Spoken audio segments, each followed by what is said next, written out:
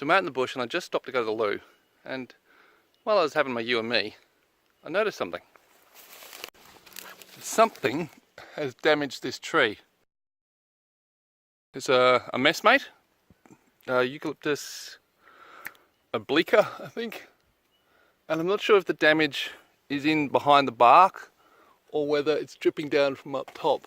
It's a bit hard to see in the light. It looks like it's just coming out of the trunk, but there's all this gum just sitting there.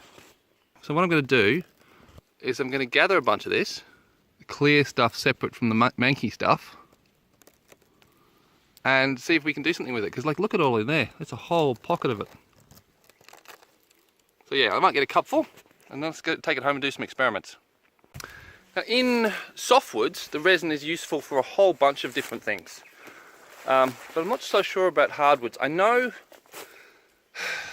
the Aboriginal used a number of different gums, I think for glues and resins, as an alternative to resin because they didn't have softwoods.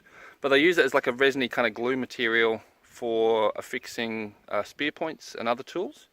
But I thought that was gum from the wattle tree. I haven't heard of anyone using messmate gum for anything. So, or even like other gums from other gum trees. I'm sure there must be some. So I'll take this cupful home, I'll do some research, and we'll see what we can do with it. If you have any ideas of what can be done with gum tree resin, I'd really love to hear them.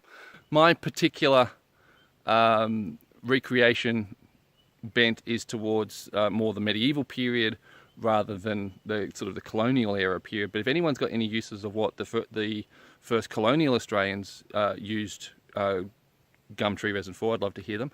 But more, I'd really love to hear from anyone who knows what the Aboriginals used to use gum tree resin for. Wattle, I think they used for affixing stones to wooden handles.